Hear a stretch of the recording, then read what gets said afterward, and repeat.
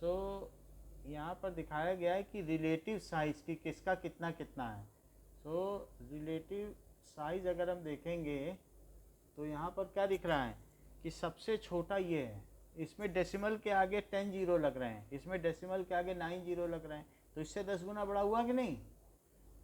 मतलब डेसिमल के 9 जीरो बाद 1 है, इसमें डेसिमल के 8 जीरो बाद 1 है, इसमें डेसिमल के 4 जीरो बाद 1 है, इसमें डेसिमल है तो 0.001, मतलब डेसिमल के आगे 2 जीरो है, उसके बाद 1 है। Okay, so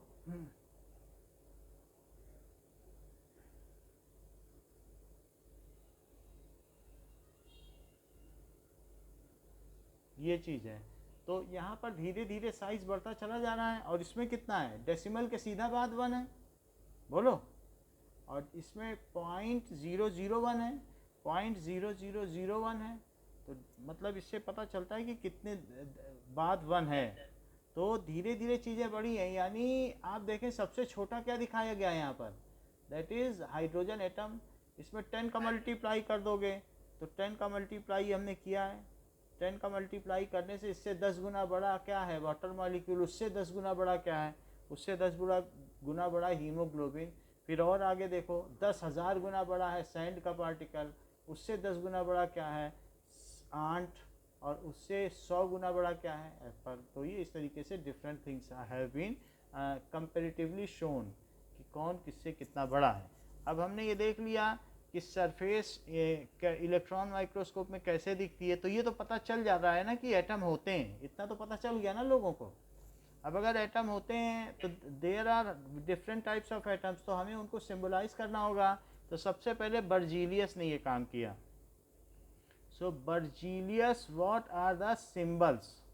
so symbols of atom, symbols of atom as projected by Berzelius. So ये बर्जीलियस का है। फिर डाल्टन ने भी किया। तो पहले बर्जीलियस का देखो, बर्जीलियस ने सर्कुलर मेथड में किया। तो उन्होंने सबसे पहले, स्क्रीन ब्लैक हो रही है, एक मिनट, तो एक मिनट, अब बताना। तो ये चीज़ है। Now this is hydrogen.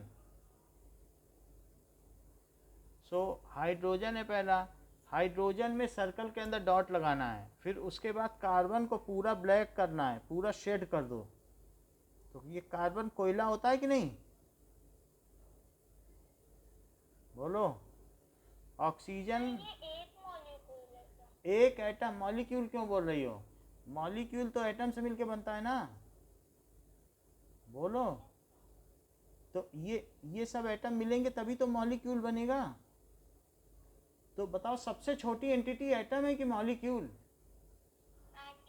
तो एटम बोलो ना, एटम के सिंबल है। मॉलिक्यूल कहोगी तब तो सब अलग अलग मॉलिक्यूल होते हैं, किसी में कुछ होता है, N2 भी बनता है, NH3 भी बनता है, तो ऐसे तो सिंबल नहीं बन पाएंगे, है ना। मान लो जैसे ऑक्सीजन है, ये ऑक्सीजन, अगर मैं ऑक्सीजन और हाइड्रोजन को दिखाऊं तो उन्हें सिंबल के तौर पर यहाँ कैसे दिखाऊं बर्जीलियस के हिसाब से?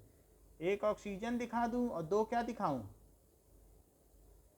हाइड्रोजन। समझ में आई कि नहीं? और मान लो CO2 दिखाओगे तब कैसे दिखाओगे? ये तो मैंने H2O दिखा दिया, तो C को ब्लैक नहीं बनाओगे, और उसके दोनों तरफ दो O दिखाओगे, O तो प्लेन दिखाया गया है, तो ये CO2 नहीं हो जाएगा, बोलो। तो ये किसके सिंबल हैं, एटम के हैं कि नहीं, सिंबल्स ऑफ एटम। अब देखो मॉलिक्यूल तो मिलियंस होते हैं, एटम्स ही 118 होते हैं। जैसे अल्फ़ाबेट 26 होते हैं, और डिक्शनरी में लेटर कितने होते हैं, कितनी मोटी डिक्शनरी होती है ऑक्सफोर्ड की। अब जरा आगे बढ़ो, ऑक्सीजन के बाद फास्फोरस, जो आपकी मैच बॉक्स है उसमें जो उसके हेड में लगा रहता है वही फास्फोरस है।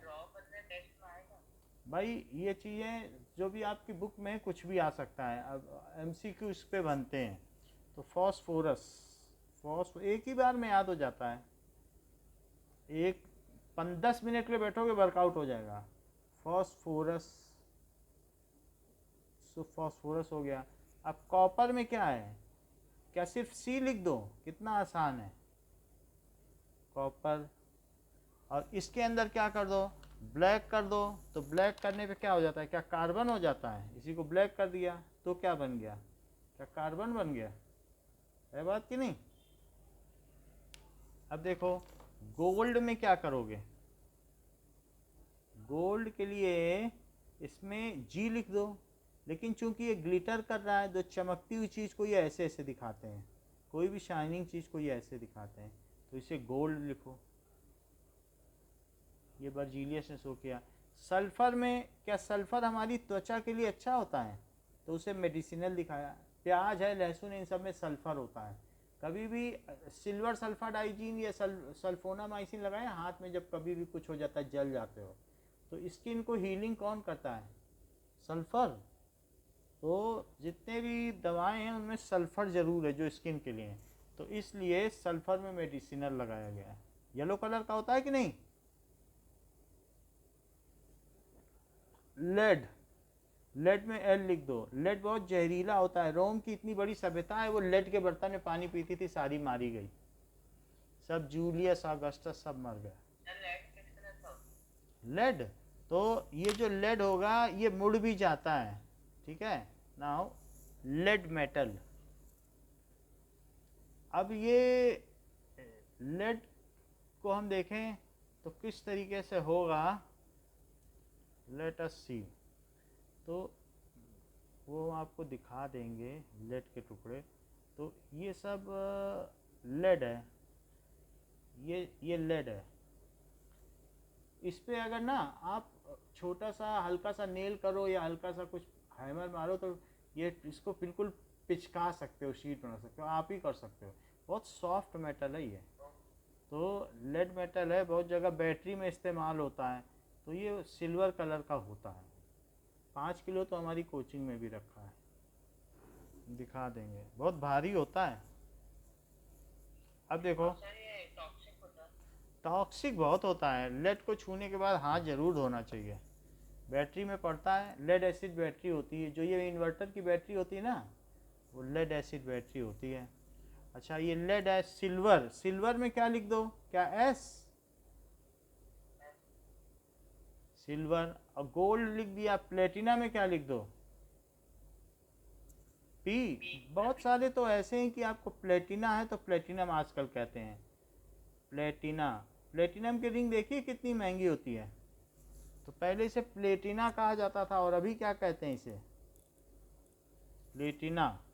और हाँ, प्लेटिनम नाम थोड़ा बदल गया है। और मरकरी, मरकरी भी चमकदार है। तो मरकरी में, मरकरी तो मालूम है ना शाइनी होता है, मैं दिखा रहा हूँ मरकरी। हाँ मरकरी, तो मरकरी शाइनी होता है और फ्लूइड होता है। तो मरकरी को भी हम देख लें। मरकरी थर्मोमीटर में होता है, और जो रूम टेम्परेचर है, रूम टेम्परेचर में ये फ्लूइड है। तो इसको चेक करें कि अगर आप इसे गिराएंगे किसी बर्तन में तो ये इस तरीके से फ्लूइड है, ये गिरता चला जाएगा, बिल्कुल गिर रहा है। तो दैट इज़ मरकरी मेटल। हाथ में लिया जा सकता है बट वो फिसल जाएगा। हाथ में डालोगे तो क्या ये फिसल जा रहा है और फिर ये बाउल में गिर जा रहा है, चिपकता नहीं है मरकरी हाथ में। समझ में आई बात कि नहीं? तो मरकरी के बारे में भी ऐसा है। नाउ अब हम आगे बढ़ते हैं। मरकरी मेटल, एक मिनट।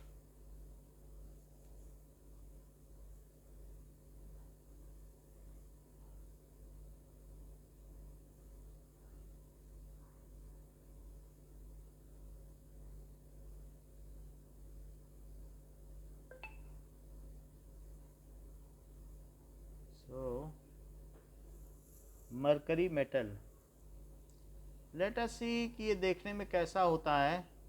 तो एक वीडियो देख लें तो उससे हमें फैमिलियर हो जाएंगे।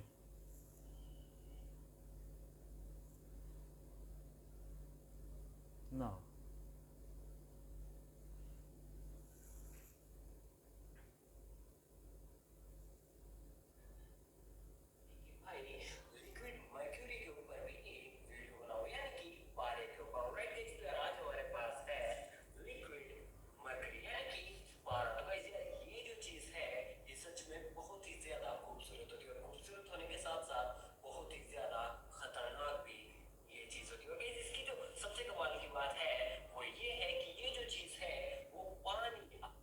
अब ये देखो ये कैसे चल रहा है, है ना यार, मस्त, ऑसम।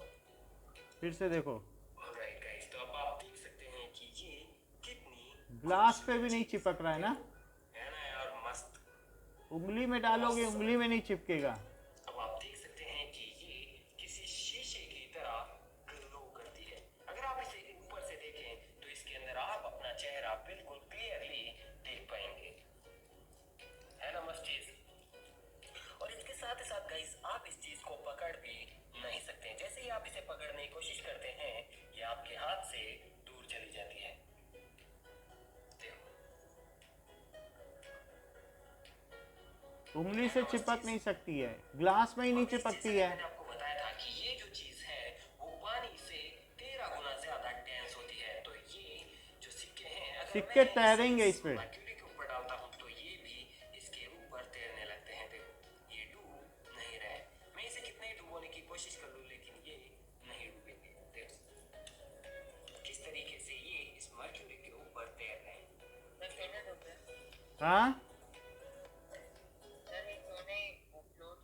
ये बहुत डेंसर है मरकरी, 13 गुना। अगर छोटी सी बोतल दे दी जाए, इतनी भारी है, तो मैं दिखाऊंगा आपको। इसका वजन बहुत, छोटी सी बोतल है तो वो आधा किलो मरकरी आ जाता है उसमें। इसीलिए मुझे इसे उठाने में भी काफी बहुत भारी मेहनत है, उठ करनी नहीं पड़ी। रहा उससे, चलो देखो। इसे हाथ में डाल के देखते हैं। और हाथ में चिपकेगा भी नहीं। चिपक रहा है क्या? बिल्कुल उसी में वापस आ जा रहा है। बहुत भारी, इसको हालत खराब हो रही होगी उठाने में। ये 1 किलो मरकरी लिए है हाथ में।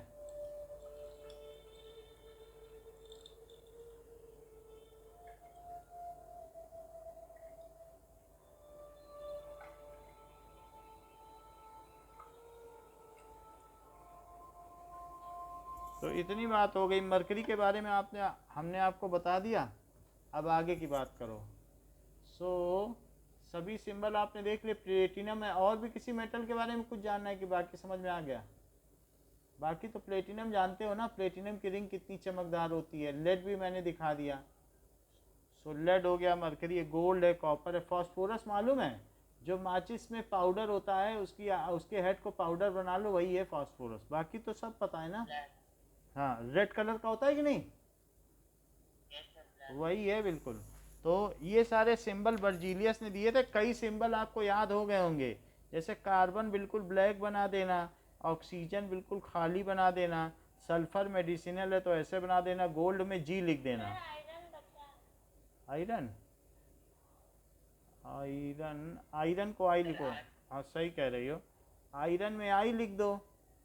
तो ये क्या हो गया, ज़्यादातर में तो वही लिख दो। मरकरी में कुछ नहीं लिखना, प्लेटिनम में पी, सिल्वर में एस, और एल, लेड में एल। तो ये बर्जीलियस ने ये सिंबल दिए हैं। Symbols for S proposed by Dalton, कह रहे हैं कि डाल्टन ने दिए, बर्जीलियस ने लिखो। और फिर बर्जीलियस ने 2 लेटर सिंबल दिए, वो आगे दिखाया जाएगा। तो इसमें नाम बदल देते हैं। तो पहले ये डाल्टन ने दिए, फिर बर्जीलियस ने 2 लेटर सिंबल दिए, क्योंकि नीचे लिखा हुआ है ये किसने दिए हैं, डाल्टन ने। अब इसके बाद बर्जीलियस आएंगे। So let us see what are the symbol as proposed by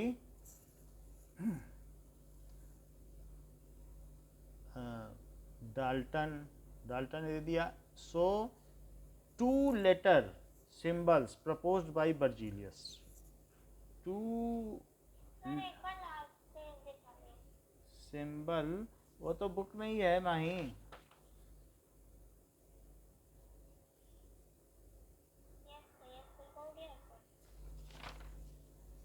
two letter symbol as proposed by Berzelius.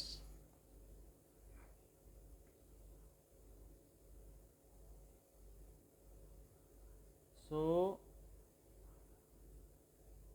Berzelius ने किसी किसी में 2 लेटर या 1 लेटर, 1 लेटर भी किसी किसी में दिए हैं। तो लेट अस सी कि फर्स्ट लेटर क्या होगा। फर्स्ट लेटर कैपिटल और सेकंड लेटर कैसा होगा, सेकंड स्मॉल। सो क्या कन्वेंशन है, दिस सिंबल कन्वेंशन इज, देखो अभी बताऊंगा। This symbol convention is given by, जैसे सोडियम को Na नहीं कहते हैं, हाइड्रोजन को H, symbol is given by, हाँ उसका नेम है बट वो सिंबॉलिक है, लेटर से देना। This symbol is given by IUPAC, that is international union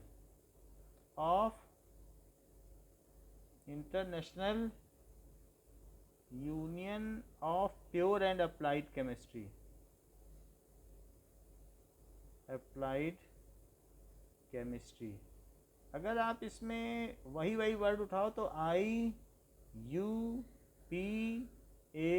ये एक बहुत बड़ी संस्था है, केमिस्ट्री की सबसे बड़ी संस्था, तो इसने ये सिंबल दिया, international union of pure and applied chemistry का ये सिंबल है। दूसरा क्या है, ये पहला रूल है।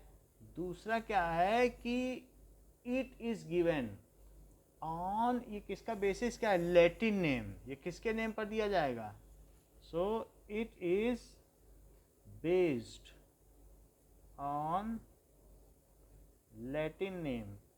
लैटिन भाषा आजकल कोई नहीं बोलता, लेकिन लैटिन के साइंटिस्ट एक समय सबसे ज़्यादा जीनियस थे, तो उनके आधार पर ये दिया गया।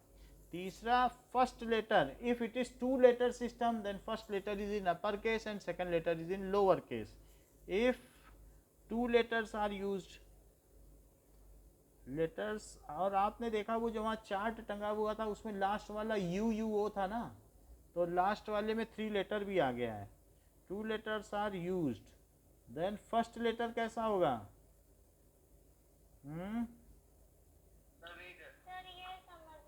अभी पता चलेगा, अभी 1 मिनट रुक जाओ, मैं सब बता दूंगा। Upper case and second letter,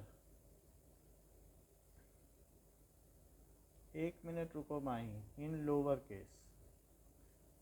ये मैंने रूल लिखा दिया, अब जरा देखो, अब सब समझ में आ जाएगा कि सबसे पहले यहाँ देखो कि सोडियम, सोडियम का लैटिन नेम क्या है बताओ, सोडियम ये तो एलिमेंट है ना, और जो एलिमेंट का नाम है वही एटम का नाम है, तो इसका लैटिन नेम क्या होगा, क्या नेट्रियम, सोडियम को लैटिन वासी क्या कहते थे, तो इसलिए इसका सिंबल क्या बनेगा, अच्छा बताया, क्या पहला लेटर अपर केस में है और दूसरा लोअर केस में है, बोलो। पहला कैपिटल, अपर का मतलब capital letter and small letter. Computer जब यूज़ करते हो तो अपर केस लोअर केस चलता है ना, तो वहाँ कैपिटल लेटर स्मॉल लेटर थोड़ी नहीं चलता है, बोलो। तो ये किसने बताया ये रूल, क्या ये IUPAC ने बताया कि ऐसे करो, क्योंकि जब तक 10-12 थे तब तक तो डाल्टन ने दे दिया। 118 को सर्कल में रिप्रेजेंट कर सकते हो कि भूल जाओगे, याद रखना तो मुश्किल है ना, 118 को सर्कल में याद रखोगे क्या, जैसे तो बड़ी मुश्किल है, ये लिखना ज़्यादा से वहाँ डिजाइन ही बनाते रह जाओगे, समय निकल जाएगा, ये तो कितना आसान है। अच्छा, पोटेशियम को क्या लिखेंगे, केलियम। आयरन को क्या लिखेंगे, फेरम। इसी तरीके से कॉपर को क्या लिखोगे, क्यूप्रम। मरकरी को क्या कहोगे, Hg, हेराज्रियम,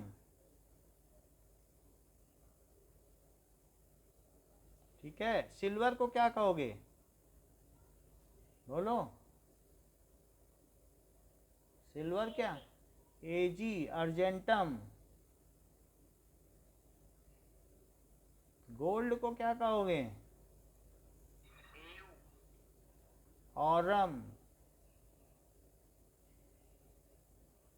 ये लैटिन वासी ऐसे कहते थे, तो उसके हिसाब से सब नाम लिया गया है। नाउ बाकी तो सारे नाम जैसे हैं। लेड को क्या कहोगे, Pb, प्लम्बम। टिन को क्या कहोगे, जिसमें कोक रहती, कोक पीते हैं वो टिन होता है, टिन का कैन, Sn। So stannum. ठीक है, अब आगे की बात करो, आगे सब नॉर्मल है। एल्यूमिनियम को क्या कहोगे? वो भी एल्यूमिनियम कहते थे और हम लोगों ने भी हाँ एल्यूमिनियम, तो जो लैटिन वासी कहते थे वो सभी लोग कहने लगे।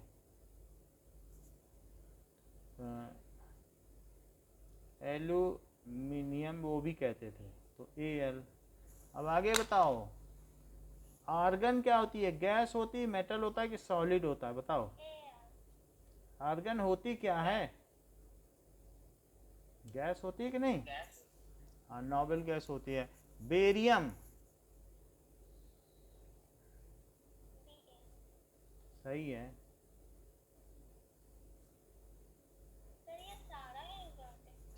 ये सारे इंपॉर्टेंट हैं, ये अभी इस चैप्टर में सारे आएंगे।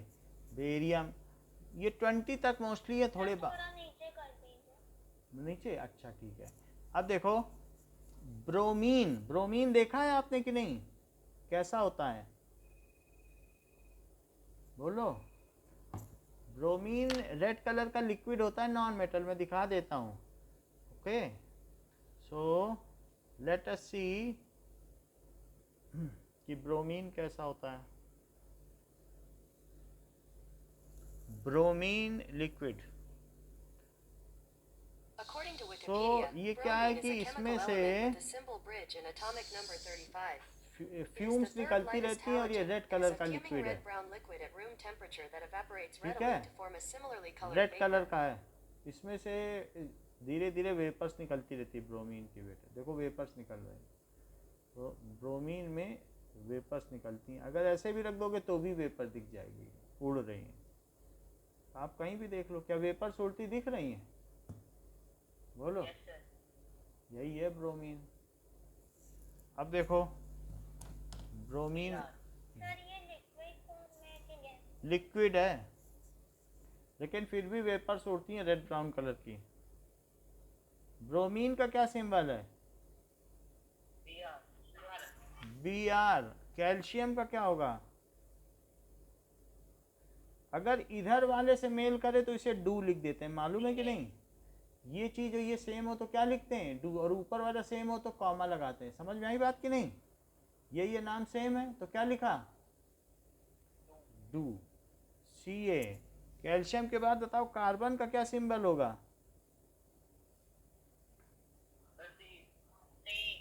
अच्छा, क्लोरीन गैस देखी है किस कलर की होती है? अगर किसी को याद हो, 1-2 दिन पहले दिखाई थी। बताओ अच्छी बात है, याद है आपको अनुराग। क्लोरीन, कोबाल्ट, कोबाल्ट दिखा देते हैं। कोबाल्ट चमकदार होता है, सो कोबाल्ट देख लो आप। ठीक है, cobalt metal. According to Wikipedia, cobalt is a chemical element with the symbol Co and ये कोबाल्ट मेटल है, थोड़ा दानेदार होता है और इस तरीके से होता है। ये देखो, इससे कुछ आइडिया लगे आपको? कुछ लग रहा है क्या? इस तरीके का होगा कोबाल्ट, बट ये मेटल है। और भी इसके मेटल देखे जा सकते हैं, बट ये इसका कोबाल्ट मेटल है। ये सब कोबाल्ट है, चमकदार भी होता है, बट इसमें क्या है कि ब्लिस्टर्स होते हैं, फूल जाता है, दानेदार होता है। This is cobalt metal. Okay, ये सब दानेदार है। अब आगे देखो, कोबाल्ट है, कोबाल्ट है, कोबाल्ट भी है। हम लगभग सारे दिखा देंगे आपको।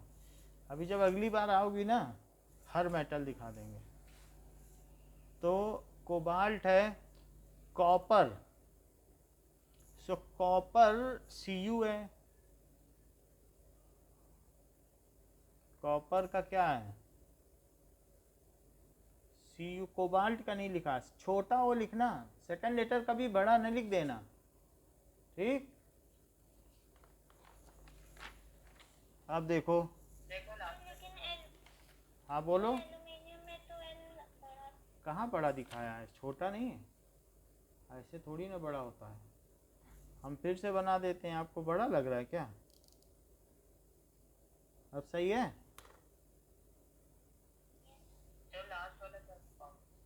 अब देखो, कोबाल्ट हो गया, कॉपर हो गया, फ्लोरीन, फ्लोरीन में भी यही नाम है, तो इस एफ, ठीक है एफ सही लिख रहे। और गोल्ड, गोल्ड तो ऊपर लिख दिया ना। हाइड्रोजन, हाइड्रोजन को भी लैटिन वार्सी हाइड्रोजन ही बोलते थे, तो वही नाम है हाइड्रोजन। तो H, और कौन सा बच गया? आयोडीन देखा है किस कलर का होता है? सब्लिमेट करता है, बोलो। आ, देख लो, पर्पल, डार्क पर्पल है, चमकदार होता है। सो आयोडीन क्रिस्टल्स। हाँ तो अब दिखा देते हैं, पर्पल कलर का होता है, देखो जरा इसको। तो आयोडीन के क्रिस्टल्स ऐसे होते हैं, मतलब अगर उसके पैलेट्स देखे जाएंगे बिल्कुल फ्रेशली प्रिपेयर्ड होंगे। तो एक minute, let us show you. और ये सब्लिमेट करते हैं, यानी अगर आयोडीन को कहीं रख दो तो दे सब्लिमेट। ये कहीं पे रख दिया तो ये सब्लिमेट, उड़ रहा है क्या? चम्मच में रख दो तो इसमें भी जैसे ब्रोमीन में से नहीं गैस उड़ रही थी, वैसे इसमें से भी सब्लिमेट होता है। तो आयोडीन क्रिस्टल सब्लिमेट होता है। जैसे आपने कभी अमोनियम क्लोराइड और ये सब आयोडीन का तो बोन भी होता है। आयोडीन है ना, तो आयोडीन में ये सारे हैं, ये सब्लिमेट हो रहे हैं। ये कुछ भी है, इसमें भी रख दोगे टेस्ट ट्यूब में भी तो सब्लिमेट हो रहा है। तो अमोनियम क्लोराइड सब्लिमेट होता है, नेफ्थलीन सब्लिमेट होता है। जब सॉलिड के सब्लिमेशन में पढ़ा था तो आयोडीन भी पढ़ा था कि नहीं? सर आयोडीन तो बोला था बोन भी होता है। क्या सर बोला था आयोडीन बोन से अच्छा होता है। आयोडीन, आयोडीन अगर हम खाएंगे तो हमको गॉइटर नहीं होगा। ये जो गले में घेंगा रोग नहीं हो जाता है, नेक स्वॉलन नेक की कंडीशन, तो वो चीज़ नहीं होगी।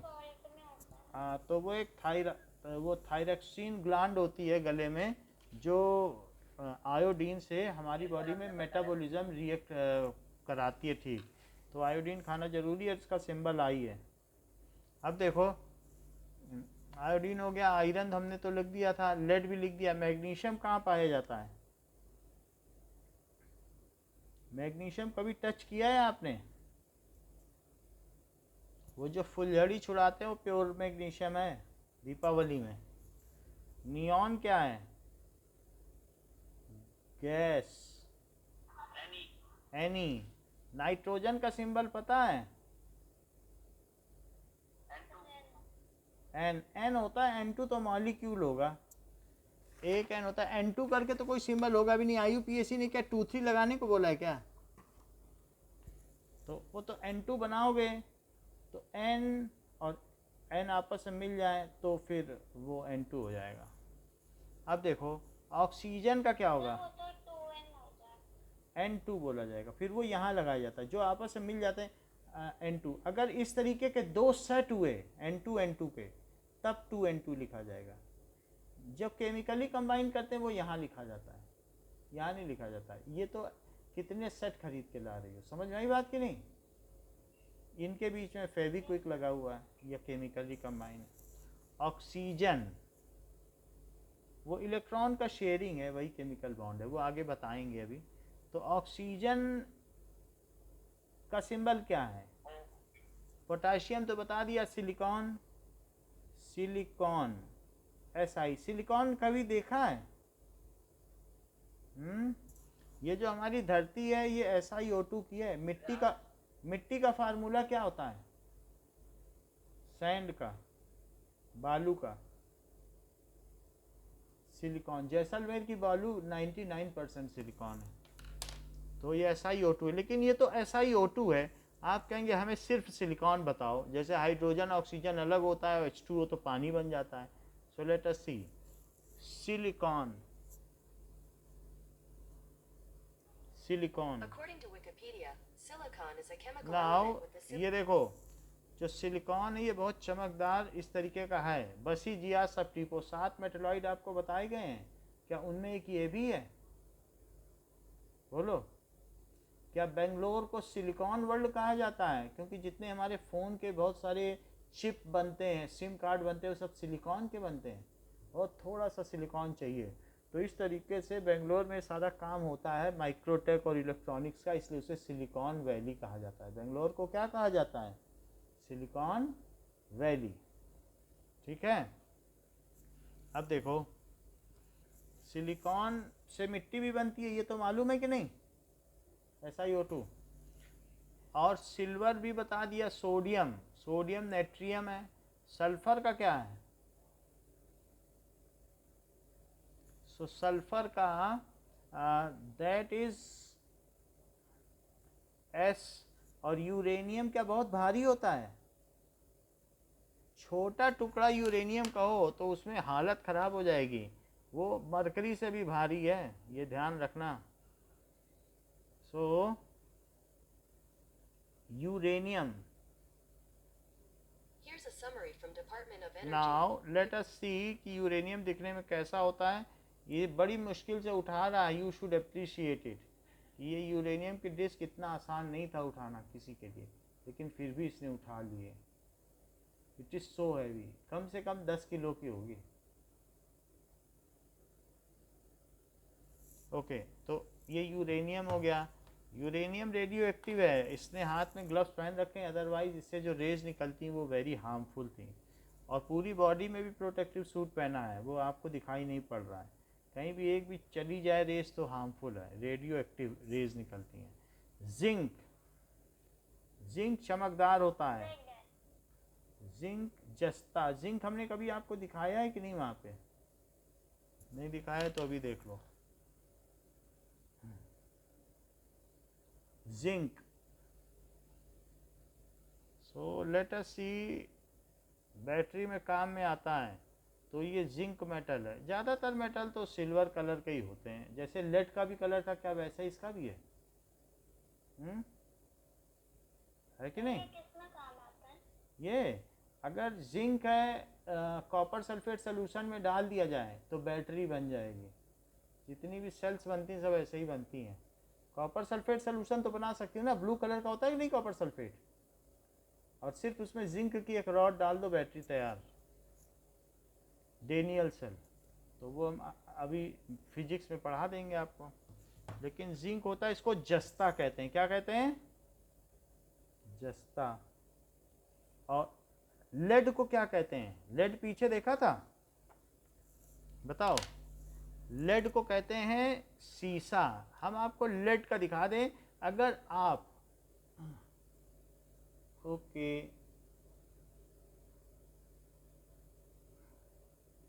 एक minute, above symbols are given by Berzelius। अब देखो, next is atomic mass. So mass of atom, कोई तो एटॉमिक मास कहेंगे कि नहीं? सो डाल्टन की थ्योरी के हिसाब से क्या है कि different atoms are of having different mass. अलग अलग एलिमेंट के जो जितने भी एटम्स हैं, सो उनके अलग अलग मास होंगे। हाइड्रोजन के एटम का अलग मास होगा, आयरन के एटम का अलग मास होगा, कॉपर के एटम का अलग मास होगा। तो 118 टाइप्स के एलिमेंट्स हैं, तो उनके अलग अलग मासेस होंगे। तो इस तरीके से different atoms have different masses. So mass of atom is expressed in U के फॉर्म में एक्सप्रेस किया जाता है। यानी जैसे हम लोग कहते हैं कि किसी चीज़ का जैसे टाइम को सेकंड में एक्सप्रेस करते हैं, इसी तरीके से लेंथ को मीटर में एक्सप्रेस करते हैं, और वैसे मास को हम केजी में एक्सप्रेस करते हैं। लेकिन हाँ, ऐसा यूनिट वैसे ही, लेकिन जब हम एटम के संदर्भ में आते हैं तो वहाँ मास बहुत थोड़ा थोड़ा होता है, तो वहाँ केजी नहीं चलेगा। तो वहाँ पे हमने एक अपनी सुविधाजनक यूनिट ली है यू, जिसको कि क्या कहते हैं? Unified mass. So mass of atom is known as atomic mass and it is expressed in U. Mass of atom of an element, किसी भी एलिमेंट का हो सकता है, आयरन का ले लो या जिसका भी, is known as atomic mass, उसे एटॉमिक मास कहेंगे। और इसे किस में एक्सप्रेस करेंगे? And it is expressed in U, इसे यूनिफाइड मास में एक्सप्रेस करेंगे। नाउ अब हम आगे देखेंगे कि what does it mean by U. Unified mass क्या होता है? 1U होता क्या है? यूनिफाइड मास में तो हमने इसको एक्सप्रेस कर दिया है, but what is U? Let us see it. So -12 होता था 10। हाँ, तो अब what is unified mass? So it is 1/12, ये क्या है? 1/12 of mass of atoms of carbon C12 atom, 1/12 mass of C12 atom. C12 atom लो, C12 का मतलब क्या है? कि ऐसा कार्बन एटम लो जिसमें क्या क्या चीजें हों। कार्बन सब में कैसे होगा? कार्बन का एटम है तो कार्बन में कार्बन होगा, कोयले में हाइड्रोजन होगा। जो एलिमेंट लोगे उसमें उसी के नहीं होंगे। जैसे ये देखो, अगर तुमने आयरन का तो किसी एक के रिस्पेक्ट में लिया गया है, तो अब मैं बता रहा हूँ, जैसे Fe में सब Fe के लिए गए हैं। तो पहले आप जब कुछ भी करती हो तो आपको ये बताना पड़ता है ना कि 1 किलो क्या है। तो 1 किलो फ्रांस में, पेरिस में किस तरीके का वजन रख दिया गया, अब बोला गया कि ये 1 kg है और सब लोग आज से इसे ही 1 kg मानेंगे और सब सारे देश इसकी रेप्लिका उठा के अपने देश में ले जाएं और इसे 1 किलो माने। तो सब लोग वहाँ से उठा के ले आए। तो कुछ ना कुछ एक रेफरेंस मानना पड़ेगा कि नहीं 1 किलो के लिए। नहीं तो अमेरिका में 1 किलो अलग है, हमने कह दिया आपको हम 2 किलो सोना देंगे और फिर पता चला हमने कहा हमारे यहाँ तो 2 किलो सोना 2 ग्राम होता है, हम 2 ग्राम देंगे, तो वो लोग फर्जीवाड़ा नहीं हो जाएगा। तो कोई भी चीज़ अगर इंटरनेशनली चल रही है तो इंटरनेशनल यूनिट होनी चाहिए कि नहीं? नहीं तो फोर्जरी हो जाएगी वर्ल्ड ट्रेड में। तो अब इसी तरीके से अगर यूज पहले, इसके पहले ऑक्सीजन का लिया गया था, उसके पहले हीलियम का लिया गया था, ये 6 साल पहले ऑक्सीजन पे चलता था, तो किसी ना किसी एक पे लिया गया है। अगर हम कार्बन का 1/12 करेंगे तो डेसिमल के आगे 6 0 तक ये एग्जैक्ट है, 6 0, तो इसलिए ये लिया गया है। तो ये ज़्यादा एग्जैक्ट है, ज़्यादा प्रिसीजन है, तो हमने कार्बन को चुना। ऑक्सीजन में 4 0 तक एग्जैक्ट था, तो लोगों ने कहा नहीं ऑक्सीजन ना लो, कार्बन ले लो, वहाँ ज़्यादा प्रिसीजन है, ज़्यादा एक्यूरेसी है। समझ में आई बात कि नहीं? उसके पहले हीलियम का लिया गया था, वो 2 0 तक एग्जैक्ट था। अच्छा, कार्बन लो, तो कार्बन में क्या ये बात मालूम है माही कि 6 प्रोटॉन होते हैं और 6 न्यूट्रॉन? ये बात याद है कि नहीं याद है? याद है तो हम आगे बढ़ें। होता है तो फिर यहाँ पर देखो कि अगर 6 प्रोटॉन और 6 न्यूट्रॉन है, इसी को C12 कहा गया, क्योंकि सेंटर में क्या है? 6 प्रोटॉन 6 न्यूट्रॉन। ऐसे भी कार्बन एटम पाए जाते हैं जिसके सेंटर में 6 प्रोटॉन और 7 न्यूट्रॉन होते हैं, उस कार्बन एटम को क्या कहेंगे? इलेक्ट्रॉन तो 6 ही रहेंगे, क्योंकि जितने प्रोटॉन रहेंगे उतने ही तो इलेक्ट्रॉन रहेंगे, और ऐसा ना होगा तो क्या न्यूट्रल नहीं? हाँ सही बोल रही हो। तो C13 भी होता है और C14 भी होता है। 2 पेज आगे वो दिया गया है कि C12, C13 और C14, जिनमें न्यूट्रॉन अलग अलग हो। 6 देखो, 6 प्रोटॉन है और 6 न्यूट्रॉन है। न्यूट्रॉन तो न्यूट्रल होते हैं और 6 इलेक्ट्रॉन है। इलेक्ट्रॉन चक्कर लगा रहे हैं। अभी एक फिगर नहीं देखा था जिसमें चक्कर लगा रहा था कुछ? तो इलेक्ट्रॉन चक्कर लगाएंगे, प्रोटॉन और न्यूट्रॉन सेंटर में रहेंगे। है बात कि नहीं? ओके, तो इस तरीके से है। तो इसका जितना भी मास हो, अगर मैं उसका 1/12 कर दूं तो वो क्या आ जाएगा बताओ? 1U आ जाएगा। 1U क्या है? नहीं, वो एटम से कुछ लेना देना नहीं है, वो 1U एक यूनिट है। अब आप क्या बाजार में जाओगे तो क्या सिर्फ 1 ही किलो आलू खरीदोगे? एक से ज़्यादा भी खरीद सकते हो। तो वहाँ अगर आप हाइड्रोजन का मास निकालने जाओगे तो 1U नहीं है, हाइड्रोजन का मास 1.008U है। तो अब 1 किलो वजन आपको मालूम पड़ गया क्या है। अब आपका वजन चाहे जो भी हो किसी किसी चीज़ का, लेकिन एक यूनिट तो आ गई ना उसी लेवल की। समझ में आई बात कि नहीं? तो एक यूनिट आ गई। जैसे आप सोना लेने जाओ, फिर से समझो, अगर मान लो सोना लेने जाओगे तो क्या वहाँ किलो में सोना लोगे कि ग्राम में लोगे? भाई जो चीज़ जिसकी सूटेबल यूनिट है उसी में तो लोगे। और कहीं पे लकड़ी लेने जाओगे ट्रक में भरवाने पे तो टन में लोगे कि किलो में? वहाँ टन में लोगे। तो हर एक चीज़ का अपना एक सूटेबल यूनिट होता है कि उसमें हमें पावर ना लगानी पड़े 10⁻⁻10 या 10⁻4। तो उसी तरीके से जब एटम का वजन देखोगे तो क्या वो किलो और ग्राम में देखोगे कि बहुत छोटी यूनिट होनी चाहिए, क्योंकि एटम तो देखे नहीं जा सकते। तो इसलिए यू में लेंगे। तो वो यू क्या है जिसमें हम सारे एटम को मीजर करेंगे, वो हम देखने जा रहे हैं। तो यू क्या है? क्या 1/12 of mass of carbon atom, C12 atom. अच्छा, C12 में क्या 12 मेंबर हैं जिनकी वजह से इसका वजन, इलेक्ट्रॉनों को छोड़ दो। भाई किसी घर में 12 सदस्य रह रहे हो तो सबका वजन टोटल करो और फिर 1/12 से हिस्सा कर दो, तो क्या एक व्यक्ति का वजन आ जाएगा? किसी कोचिंग सेंटर में 12 बच्चे बैठे हैं तो 12 बच्चों का टोटल मास जोड़ दो और 12 से डिवाइड कर दो। वही तो करने जा रहे हैं ना। मास ऑफ कार्बन एटम में किसका किसका मास जोड़ेंगे? 6 प्रोटॉन और 6 न्यूट्रॉन का नहीं जोड़ोगे? तभी तो मास ऑफ कार्बन एटम आएगा। कैसे निकालोगे? और वैसे कहना तो ये चाहिए कि 6 इलेक्ट्रॉन का भी जोड़ो, लेकिन इलेक्ट्रॉन इतने हल्के हैं कि तो कोई जोड़ता नहीं है। तो मास ऑफ कार्बन 12 में किसका किसका मास जोड़ोगे? 6 प्रोटॉन का, 6 प्रोटॉन 6 न्यूट्रॉन का, तो वो जोड़ लेंगे और 1/12। तो जो कार्बन एटम है उसमें 12 सदस्य हैं, 6 प्रोटॉन और 6 न्यूट्रॉन। अब मैं बता देता हूं आपको कि मास of carbon atom in KG. According to DGMS.EU, तो to ये चीज calculate the कितनी mass of a होती single है? atom of carbon, we just need to divide the molar mass of 12.0 grams by the number of particles 1.99 per mole. Into 10⁻⁻26 kg। ये एक पूरे carbon atom का मास है, इसमें सबका मास शामिल है -26 kg। इसका अगर मास निकालने जाओगे तो कितने किलो आएगा? ये क्या है 1U? ये 1U नहीं है, ये एक C12 का मास है। इसमें किसका किसका मास है बताओ? क्या 6 इंटू मास ऑफ प्रोटॉन है? क्या 6 इंटू मास ऑफ, भाई 1U तो निकालेंगे ना, अभी 1/12 से डिवाइड करेंगे तब U आएगा। इसके 12 टुकड़े नहीं करोगे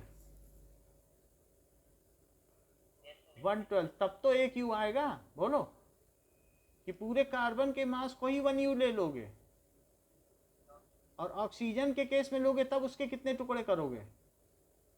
1/16। क्यों 16 क्यों नहीं करोगे? क्योंकि उसमें 8 प्रोटॉन और 8 न्यूट्रॉन है। तो पहले U की क्या डेफिनेशन थी?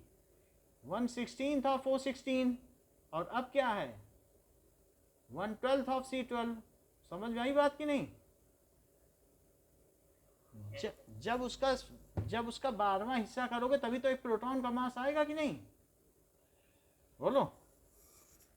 तो ये जो चीज आई है ये क्या है बताओ, कैसे आया एक कार्बन का मास? तो कार्बन का मास जो है 1.99 इंटू 10⁻⁻26 kg कहाँ से आया?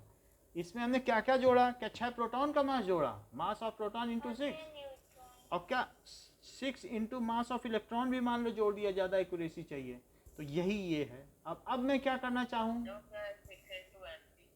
6 का मतलब है 6, एक प्रोटॉन का मास MP, तो 6 प्रोटॉन का मास कितना हुआ? एक न्यूट्रॉन का मास Mn, तो 6 का कितना?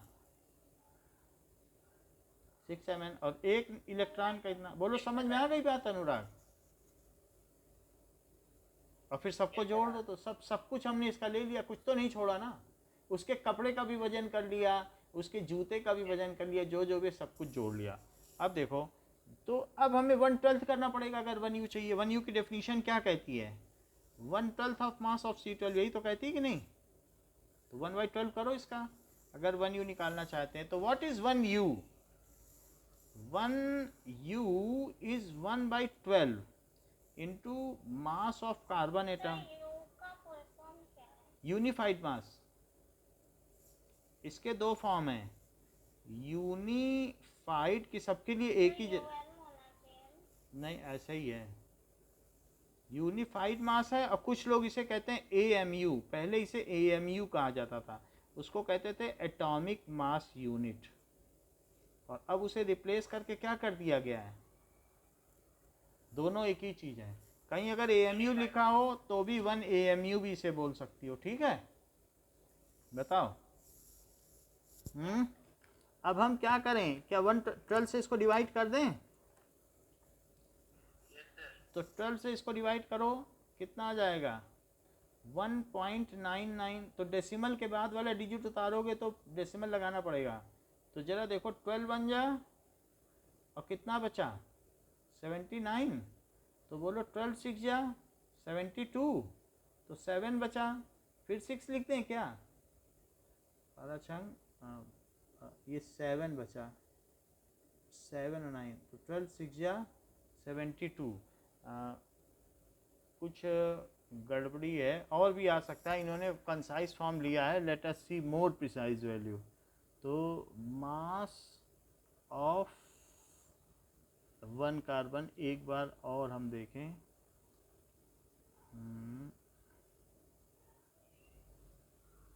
जस्ट 1.994 है, ये इन्होंने 4 छोड़ दिया।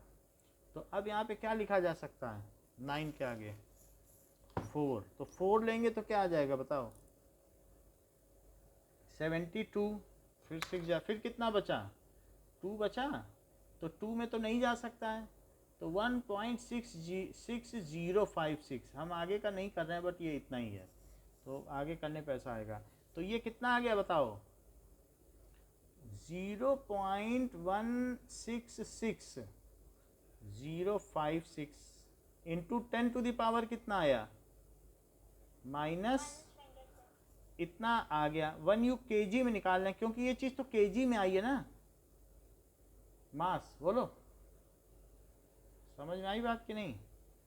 कार्बन का मास किस में दिया है, यू में नहीं है, kg में। देखो किस में दिया है कि नहीं, kg में।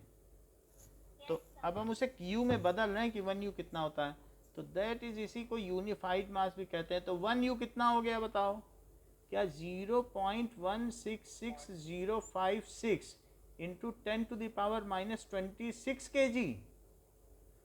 लेकिन ये चीज़ डेसिमल के पहले एक डिजिट होना चाहिए, तो हम इसमें 10 से मल्टीप्लाई कर दें और 10 से डिवाइड कर दें, कुछ फ़र्क पड़ेगा कि नहीं?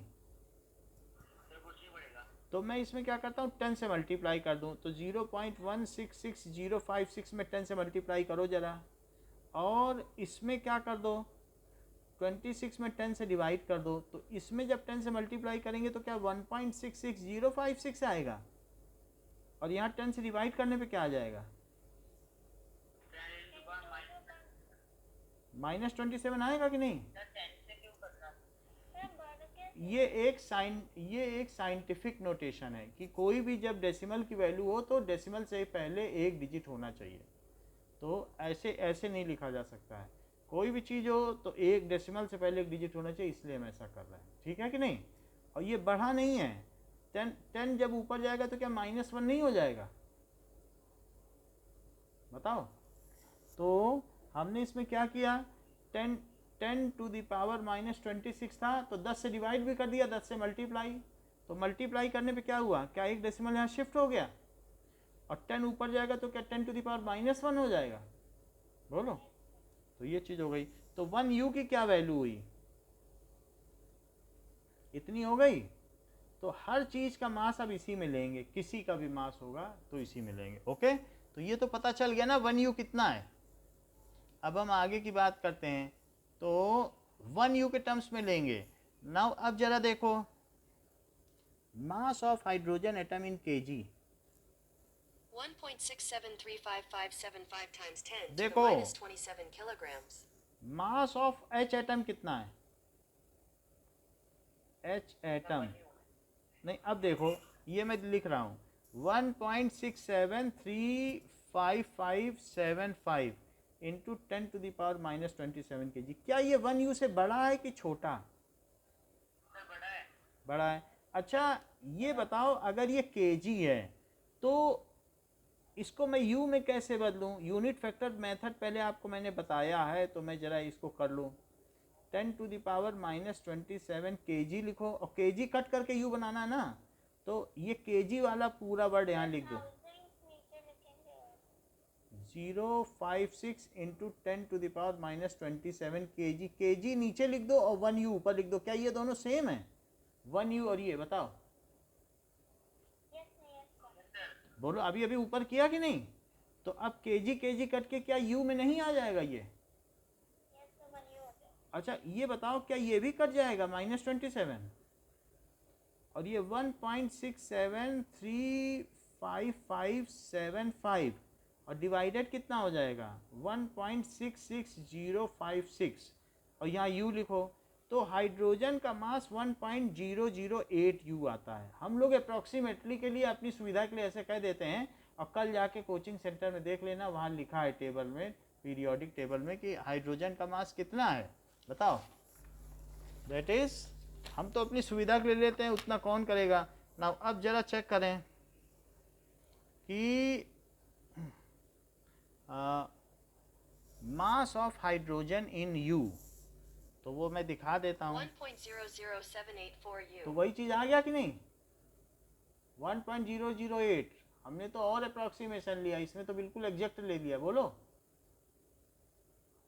ठीक है। तो किसी भी मास को अगर आप किसी से कहोगे कि मास ऑफ हाइड्रोजन ये है, तो क्या कोई साइंटिस्ट याद रख पाएगा इसे कि नहीं रख पाएगा?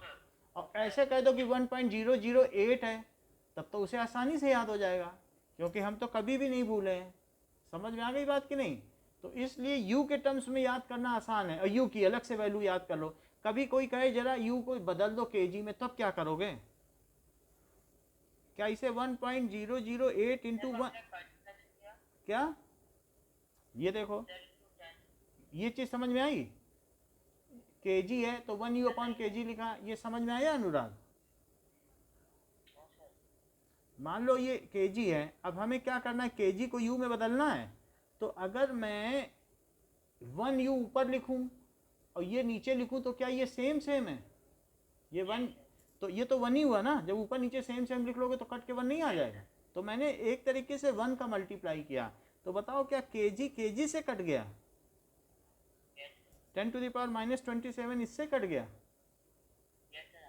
और फिर ये u आ गया, और फिर बाकी वैल्यू काट दी तो ये आ गया।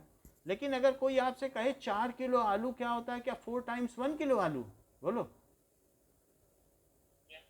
तो this much u is equal to this time 1 u, है ना? इतने u का मतलब क्या है? 10 सेंटीमीटर का क्या मतलब समझते हो? 10 टाइम्स ऑफ 1 सेंटीमीटर। देखो, अगर कार्बन में 12 सदस्य हैं, तो 12 सदस्य में 12 से डिवाइड कर दो, तो क्या एक सदस्य का मास आ जाएगा? अगर तुम ऑक्सीजन में करना, मैं पिछली डेफिनेशन दिखा देता हूँ नेट में। तो अभी कुछ साल पहले ऑक्सीजन से किया जाता था, उसमें 8 प्रोटॉन होते थे और 8 न्यूट्रॉन होते थे और 8 इलेक्ट्रॉन होते थे। तब बताओ उसमें कितने से डिवाइड किया जाता होगा जब डेफिनेशन बनी होगी? बताओ। हुआ ही है, मैं दिखा दूं, अभी दिखाता हूँ नेट पे। 4 5 6। तो ऐसा नहीं है कि ये ना सोचो कि कार्बन ही से किया गया है। लोगों ने अपने अपने हिसाब से डेफिनेशन दी है। कुछ ने क्या 1u in terms of oxygen, दिखा देता हूँ अभी, सब डेफिनेशन है। 1u in terms of oxygen. So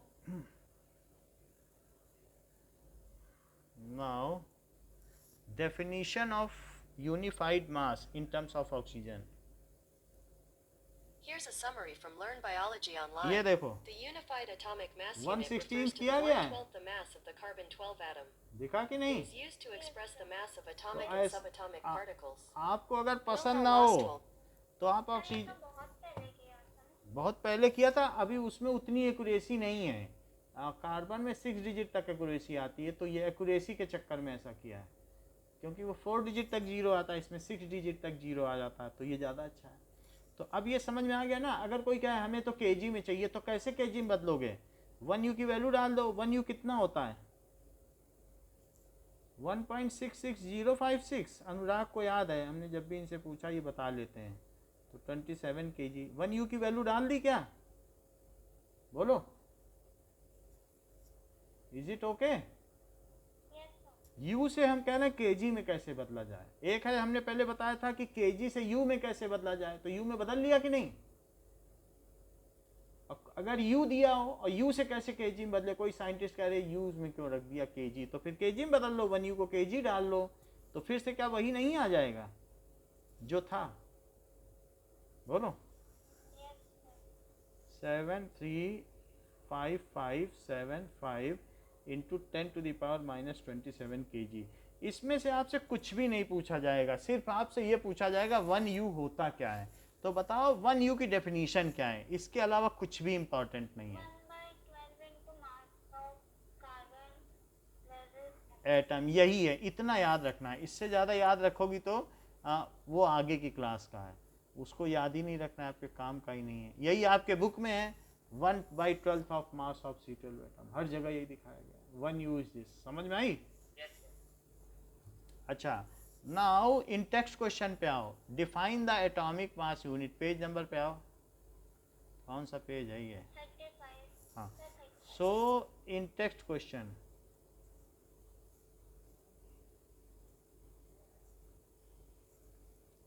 page 35। Sir पहला वाला फंस गया नहीं, उसको फिर से कर लो, वही तो इम्पोर्टेंट क्वेश्चन है। डिफाइन, अब ये AMU बोल रहा है, पहले था U और अब क्या बोल रहा है? फर्क आ गया कि नहीं? yes sir atomic mass unit को क्या कहते हैं? क्या AMU?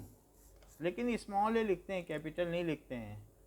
AMU, और इसको भी लिखो और नीचे लिख दो और unified mass U। It is 1/12 of mass of C12 atom. Its value is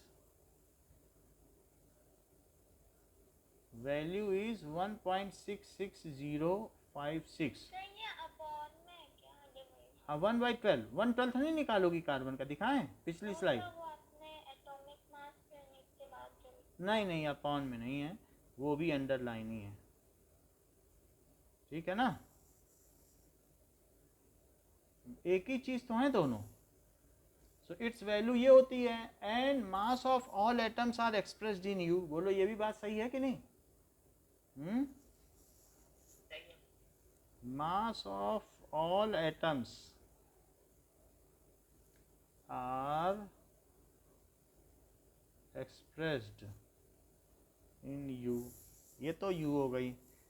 second question करो। Why it is not possible to see an atom with naked eye? So sir शायद cost why it is not possible to see an atom with naked eye? यही बात है, check कर According लेते। to Byju's, an atom cannot be visible to the naked eyes because atoms are minuscule in nature, measured in nanometers. An atom cannot be seen with naked eye, उसे नहीं देखा जा सकता, माइक्रोस्कोप से देखा जा सकता है, इलेक्ट्रॉन माइक्रोस्कोप से, with naked eye. Why? Because these are very very small in size, as these are very very small in size। ठीक है, इनका साइज क्या होता है? अप्रोक्सीमेटली कितना होता है? 10 to the power, मतलब ये नैनोमीटर भी लिख दो, 1 nanometre, 10 to the power -9 metre. और सबसे छोटा तो 10 to the power -10 है, वो हाइड्रोजन है। ना सबसे छोटा लिखो ना सबसे बड़ा लिखो, बीच का लिखो।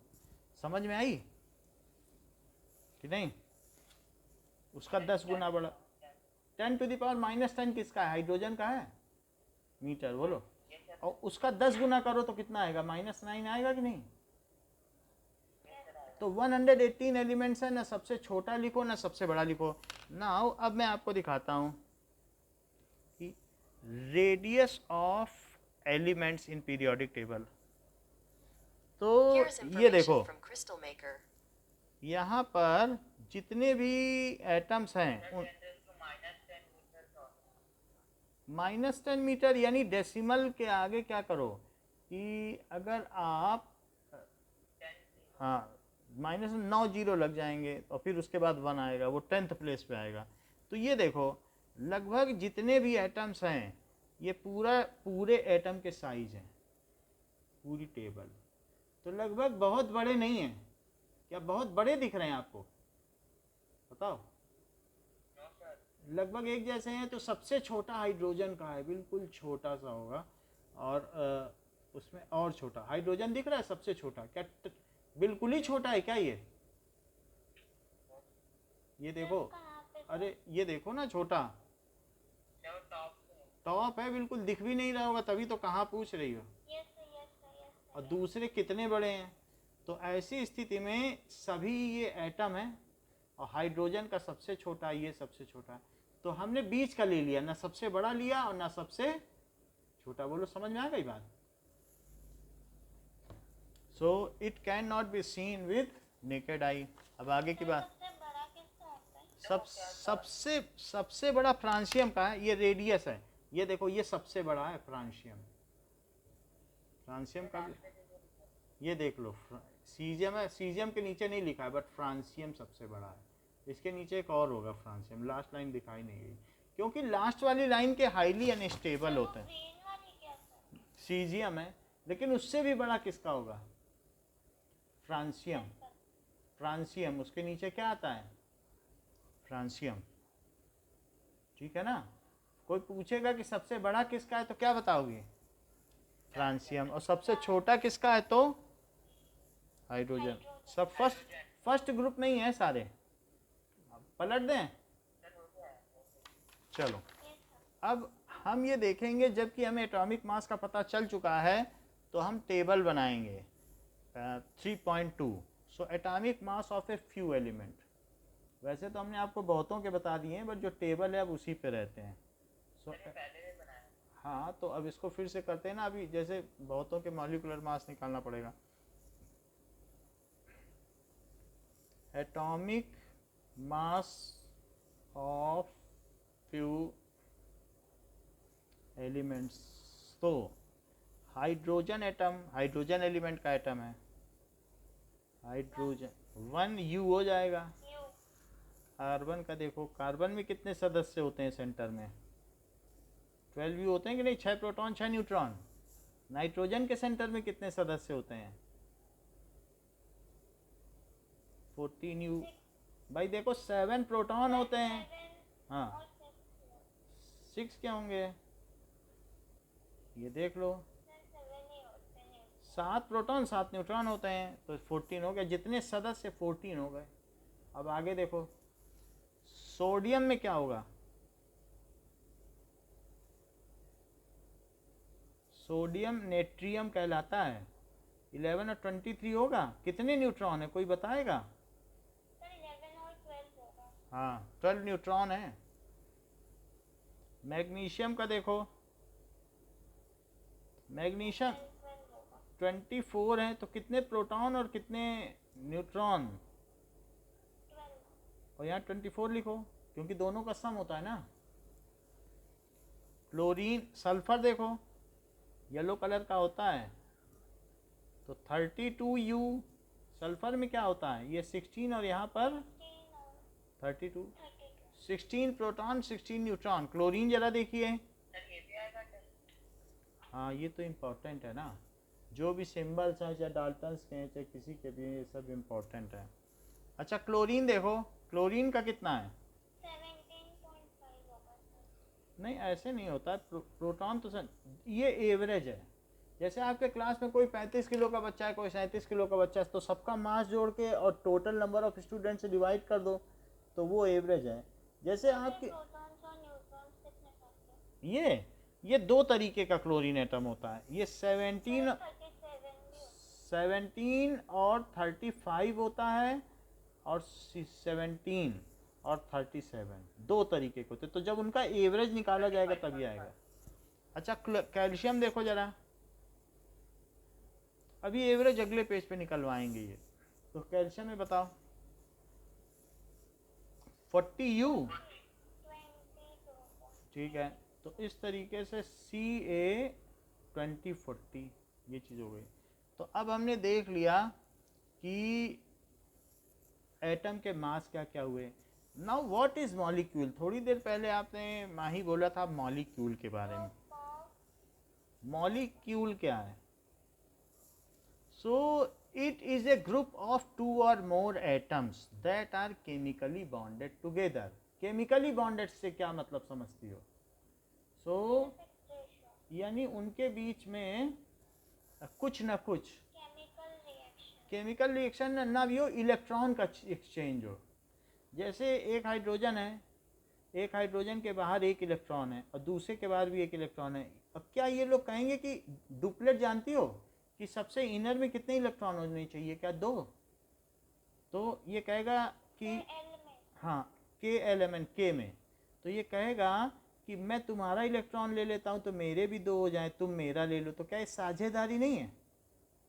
जैसे हाइड्रोजन है, हाइड्रोजन के बाहर में एक इलेक्ट्रॉन था और इसके जो बगल आया उसके पास भी एक इलेक्ट्रॉन था। वो कहने लगा कि हम लोग ऐसे मर्ज कर जाएं कि मेरी ऑर्बिट और तुम्हारी ऑर्बिट एक साथ जुड़ जाए, तो तुम्हारा इलेक्ट्रॉन मैं अपनी ऑर्बिट में मानूं और मेरा तुम अपनी ऑर्बिट में। तो क्या यही केमिकल बॉन्ड है?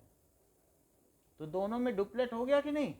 बोलो, पहली ऑर्बिट में 2 इलेक्ट्रॉन होने चाहिए कि नहीं? पहली में 2, दूसरी में 8, तीसरी में 18, तो पहली में 2 हो गए कि नहीं दोनों के? तो यही केमिकल बॉन्डिंग है। इसमें कोई केमिकल बोलो बता। 32 2n² फार्मूला है। तो 2n² है। तो अब अगर k में 1 में रखो तो 2 × 1²। हाँ, इतने इलेक्ट्रॉन हो सकते हैं हर शेल में। तो 2 × 2²। KLM में क्या रखोगे? KLMN 2 × 3² क्या मतलब कि किसी भी ऑर्बिट में कितने कितने इलेक्ट्रॉन है। तो पहली ऑर्बिट में कितने इलेक्ट्रॉन? 2 × 1²। 2 × 1² क्या होता है? This is number of electrons in shell. तो पहली ऑर्बिट में 2 × 1² करो जरा, कितने होते हैं? अच्छा 2 × 2² करो, 4 है, 4 × 8। और 2 × 3² करो और 2 × 4² करो, तो ये चीज़ हो गए। तो ये समझ में आया ना केमिकल बॉन्डिंग क्या होती है? That is sharing of electron to complete duplet in first shell. Duplet complete कर रहे हैं कि नहीं? 2 कंप्लीट करने का मतलब डुप्लेट, 8 कंप्लीट करने का क्या मतलब है? ऑक्टेट। 2 का क्या मतलब होता है? डुप्लेट। और 8 का मतलब ऑक्टेट। चलो, सो मॉलिक्यूल क्या है? Molecule is a group of 2 और मोर एटम्स।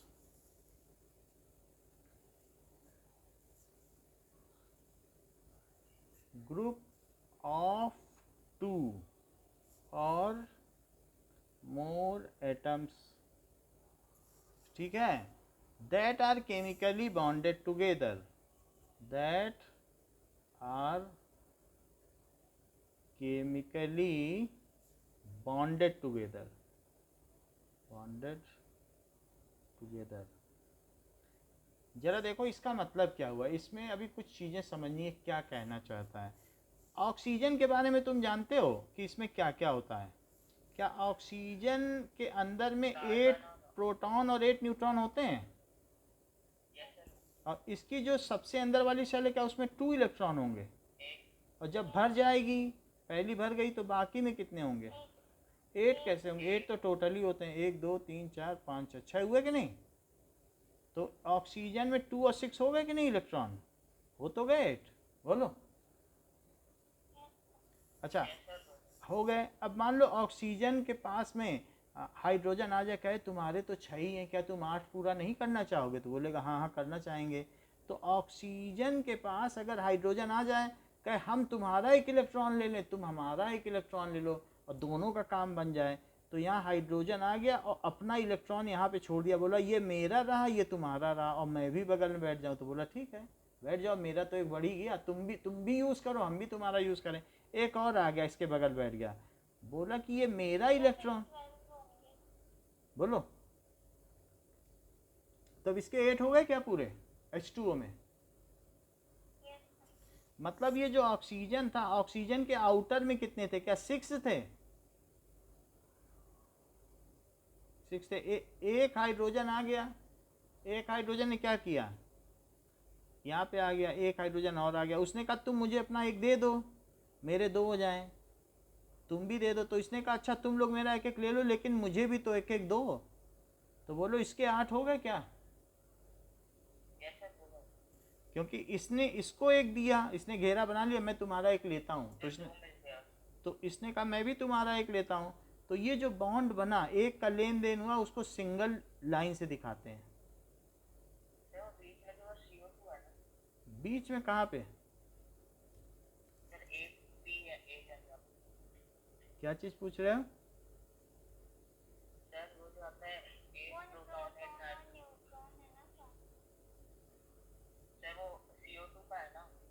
कहाँ पे? सर वो तो ऑक्सीजन का है ना सर। H2O का दिखा रहा हूँ ना, ये ऑक्सीजन है, ऑक्सीजन में 2 H मिल गए। ऑक्सीजन में क्या होता है, क्या 2 अंदर में और 6 बाहर में, 8 होते हैं कि नहीं इलेक्ट्रॉन? तो 6 आउटर में है कि नहीं? क्या इसे 2 की कमी है? तो 2 के साथ ये शेयरिंग कर ले तो क्या 2 के एक एक मिल जाएंगे इसको, और अपना भी उनको लेने दे। शेयरिंग का मतलब क्या है, अपना वो ले, उसको लेने दे और उसका ये खुद ले ले, तो इसके पास 8 हो गए कि नहीं? देखो तो ये चीज जो कहलाती है, इसको कहते हैं कोवेलेंट बॉन्डिंग। इसको क्या कहते हैं? तो यहाँ पर वर्ड आ गया कि नहीं, केमिकल बॉन्डिंग। हाँ, chemical bonding. Chemical bonding nothing, it is sharing of electron. तो व्हाट इज मॉलिक्यूल? मॉलिक्यूल क्या होता है बताओ? It is a group of 2 और मोर एटम्स। क्या ये 2 और मोर एटम्स का ग्रुप है? बोलो। Which are chemically bonded together. भाई जब बॉन्ड बन गया है, इलेक्ट्रॉन का लेन देन हो गया, तो इनके केमिकल बॉन्डिंग हो गई कि नहीं? इस सेंटेंस को रिपीट करो, करो। Group of 2 or more atoms that are chemically bonded together are known as molecules. It is known as molecule. अब इसके आगे का काम अगली क्लास में करेंगे। इस क्लास के लिए इतना ही। Thank you. ओके।